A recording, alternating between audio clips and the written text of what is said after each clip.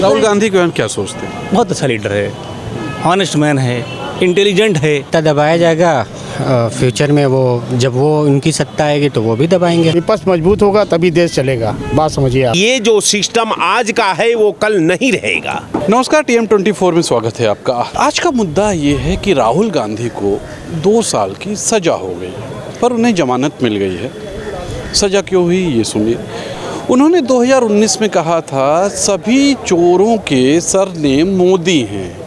ये उन्होंने कहा। नीरव मोदी भी चले गए पैसे लेके भारत का, और PM मोदी को के बारे में इनकी यही राय है।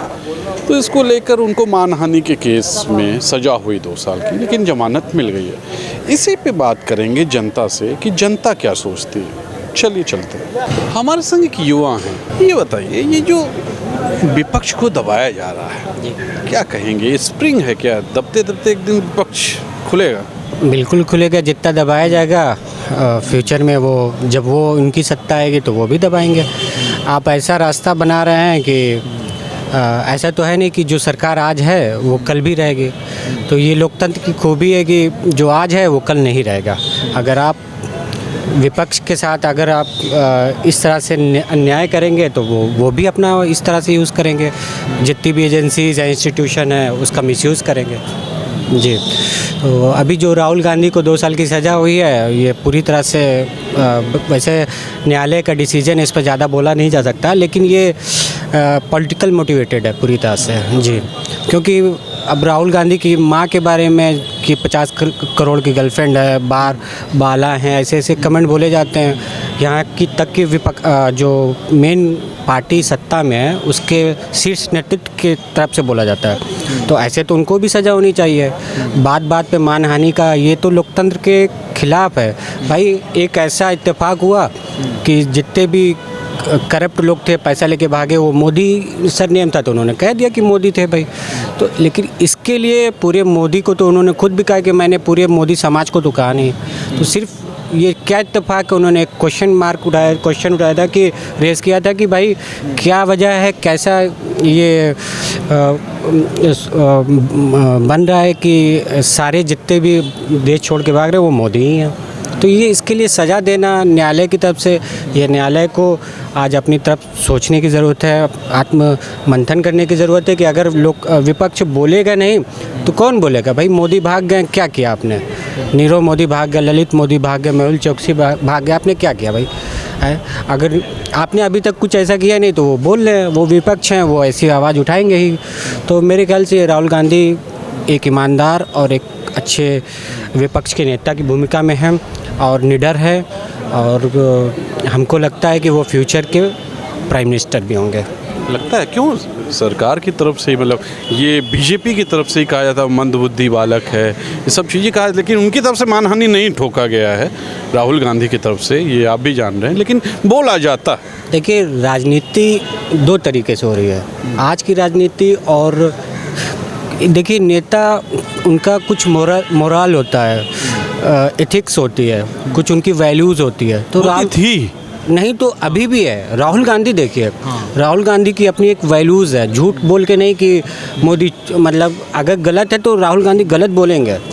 ED और CBI से डरना चाहिए, लेकिन वो डरते नहीं क्योंकि वो ईमानदार नेता है। तो और ऐसे नेता को हमें, मेरे ख्याल से प्राइम मिनिस्टर होना चाहिए। भले ही देखिए पप्पू और मंदबुद्धि, ये तो प्रचार किया जा रहा है, IT सेल है, ये सब पूरा अरबों रुपए इस पर सिर्फ जनता जानती है। ये सोच लीजिए, ये IT सेल का किया धरा है, सब जनता जानती है कि कितना उनको नॉलेज है, जनता को पता है। अब मासूम जनता है, चालाक भी है, मासूम भी है। अब आप एक छोटा सा उदाहरण देखिए कि अभी कुछ दिन पहले 2019 के लोकसभा चुनाव से पहले एक बीजेपी की थोड़ा छोटी ही नेता थी, लेकिन उसने कहा कि अभी 2014 में देश आज़ाद हुआ। मतलब किसी नेता ने दिया अब वो खुले मंच पे, एक प्रतिष्ठित चैनल के मंच पे वो आके कहती है कि 2014 में देश आज़ाद हुआ। ये देश के एजुकेशन सिस्टम पे ये मतलब रोना आ रहा है कि लोग ऐसे भी हैं, पढ़े लिखे अपने आप को मानते हैं और स्टेज पे जाके इतनी गंदी और इतनी छोटी बात कर जाते हैं। तो इससे तो मतलब यकीन मानिए कि सबसे ज़्यादा एजुकेशन पे करने की ज़रूरत है। देखा आपने, ये युवा हैं, इनकी ये सोच है और अच्छी सोच है। चलिए और लोगों से मिलते हैं। क्या बोलेंगे आप? 2 साल की सज़ा करवाई गई, वो जमानत हो गई, वैसे क्या बोलेंगे आप? गलत है ये तरीका, ऐसा नहीं करना चाहिए भाई मेरा ख्याल से। और दूसरी चीज़ ये है, देखिए विपक्ष मजबूत होगा तभी देश चलेगा, बात समझिए आप। भले राहुल गांधी जीते या नहीं जीते बात की बात है, लेकिन वो जो काम कर रहे हैं सही कर रहे हैं। कहना भी चाहिए, इस तरह आवाज़ उठाना भी चाहिए, लोग इतना दब के नहीं रहना चाहिए। हिंदुस्तान में सब आज़ादी, हर आदमी आज़ाद है, अपनी बात रख सकता है। और उनको जो वो कर रहे हैं मोदी जी, वो अपने हिसाब से ही कर रहे होंगे, लेकिन विपक्ष जो कह रहा है सही कर रहा है, वो गलत नहीं कह रहा। वो उनके ऊपर मानहानि का केस हो गया है राहुल गांधी के ऊपर। ये तो देखिए, ये तो आप भाई विपक्ष हैं, कभी मौका पड़ता अगर उनकी सरकार होती तो वो भी करते होंगे, तो शायद ऐसा कर रहा हूँ मेरे। अभी यूपीए की सरकार ने, कांग्रेस की सरकार ने ऐसा कोई काम किया नहीं विपक्ष के ऊपर। हाँ खैर किया तो नहीं है, लेकिन ये गलत कर रहे हैं, ऐसा नहीं करना चाहिए भाई ये बात। और गवर्नमेंट अगर पब्लिक ने उनको इस लायक बनाया है, बनाए तो बैठे हैं, अगर प्रधानमंत्री हैं वहाँ पे, तो उनको सबको लेके चलना चाहिए। विपक्ष भी कोई बाहर का नहीं है, वो भी देश का है। और अगर कोई बात उठाते हैं तो उनकी बात समझना चाहिए और उनकी बात पे ख्याल रख करके वो काम करना चाहिए। बस मेरे ख्याल से, मेरी पर्सनल राय है ये, कई लोगों ने बोला भी है कि मोदी जी भी मंच से राहुल गांधी के लिए कई चीज़ें बोल चुके हैं, चाहे उन्हें मंद बुद्धि बालक बोले हों या कुछ ऐसी चीज़ें बोले हों, बोला उन्होंने भी है। तो मानहानि तो वहाँ से भी हो उनका भी बनता है, जायज़ बात उनका भी बनता है अगर माना नहीं करते, लेकिन वैसा नहीं करते हैं राहुल जी। ऐसा राहुल जी नहीं करते हैं। अगर छोटी छोटी बातें होती, बहुत कुछ लोग बोलते हैं, बहुत कुछ लोग बोलते हैं इनके नेता, लेकिन कभी उन्होंने माइंड नहीं किया इस बात की, ना ही उन्होंने कभी FIR की, ना ही कभी केस किया उन्होंने। ये बात तो खैर सही है। ये बताइए कि राहुल गांधी को 2 साल की सज़ा हुई है मानहानि के केस में। उन्होंने शायद कहा था कि वो जितने भी मोदी हैं वो चोर हैं, ऐसा कुछ बोला था उन्होंने। मैं नहीं बोल रहा हूँ, उन्होंने बोला था। क्योंकि तो क्या बोलेंगे इस पे आप? देखिए, राहुल जी किस संदर्भ में किसको इंगित करते हुए किसको चोर कहा था, ये आज के परिवेश में अगर उस वक्त का इनके कथन का अगर हम मूल्यांकन करते हैं, तो मुझे लगता है कि एक तरफ सरकार और सरकार के सारे सिस्टम पूर्ण रूपेण विफल हो चुका है, इसलिए कि सरकार ने विपक्षियों के खिलाफ इतने ताबड़तोड़ हमला किए हैं कि वो बदले की भावना से ये सिस्टम जो है कार्रवाई करते करते एकदम क्षतिग्रस्त हो चुका है। ये भी नहीं समझने को तैयार है कि ये जो सिस्टम आज का है वो कल नहीं रहेगा। आज जब ये सिस्टम कल नहीं रहेगा तो कल के परिवेश में भी तुमको अपना समावेश कराना होगा।